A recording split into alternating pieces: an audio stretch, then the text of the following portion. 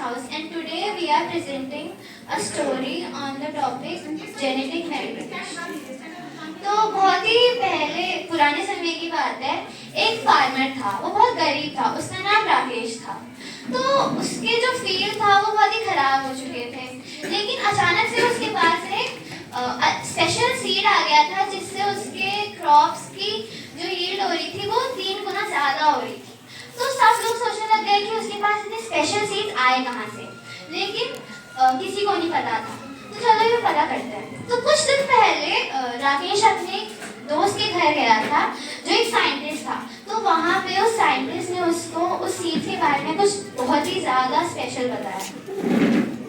Scientist ने राकेश को बताया कि मैंने ये स्पेशल सीड्स काफ़ी स्पेशल तरीके से बनाए हैं जिससे जो खेत का प्रोडक्शन है यानी क्रॉप का प्रोडक्शन है वो 3 गुना ज़्यादा बढ़ जाता है। ये सुनकर राकेश के मन में लालच आ गया। उसने सोचा कि अगर मैं इन सीड्स को चुरा लूँ तो मेरे पैसों की तंगी यानी मेरी जो गरीबी है वो दूर हो जाएगी और जो मेरे बच्चे हैं उन्हें खाना मिल जाएगा। जैसे ही साइंटिस्ट का ध्यान भटका वैसे ही राकेश ने उन सीड्स को चुरा लिया। राकेश ने उन सीड्स को तुरंत जाके अपने खेत में उगा दिया। उसके बाद उसका प्रोडक्शन जो क्रॉप का प्रोडक्शन था वो बहुत ज़्यादा बढ़ गया और जो उसका प्रॉफिट था वो बहुत ज़्यादा होने लगा। उसके बाद देखते ही देखते कुछ दिनों बाद उसका जो हार्वेस्ट के बाद उसके जो लैंड था वो बहुत ही ज़्यादा बैरन हो गया था और जो जिन लोगों ने उस फूड को कंज्यूम किया था उन लोगों को भी धीरे धीरे हेल्थ इश्यूज आने लगे थे।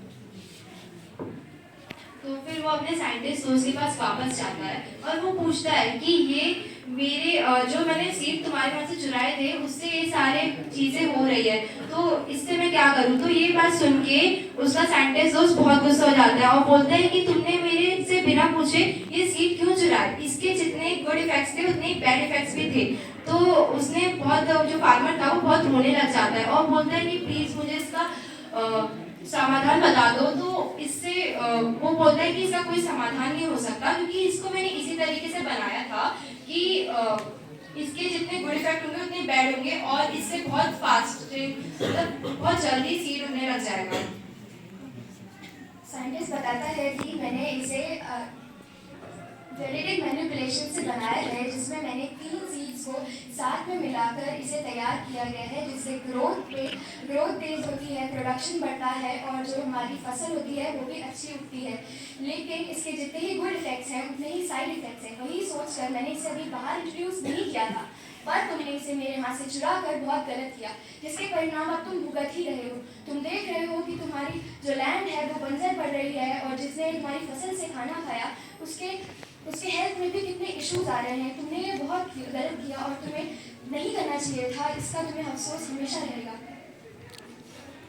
वो फार्मर बहुत ज्यादा रिग्रेट करता है कि क्यों उसने अपनी वो सीड चोरी करी।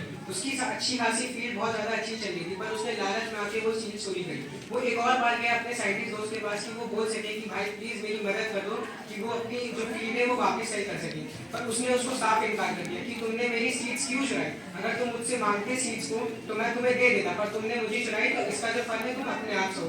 फिर आखिर में जाके उसने देखा कि उसकी लैंड बहुत ज्यादा बैरन हो गई, दिन पे दिन बहुत ज्यादा खराब होती जा रही थी।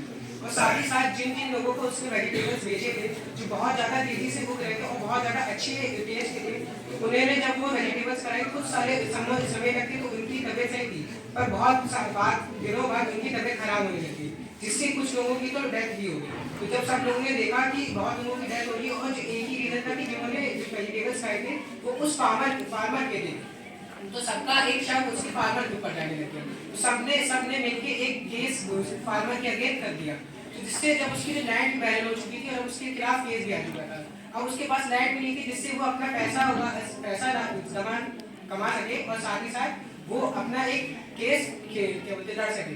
तो इस वजह से वो कोर्ट में गिल्टी प्रूफ हो गया और साथ ही साथ उसको जेल होगी। अब वो जेल में बैठा बहुत ज्यादा रिग्रेट करता है कि क्यों मैंने अपना ये सीड्स चुराई और अच्छा खासा मेरी लैंड चल रही थी। इस स्टोरी से हमें ये कंक्लूजन मिलता है कि लालच बुरी बला है और दूसरा कि जितना है हमें उतने में संतुष्ट रहना चाहिए। Thank you everyone.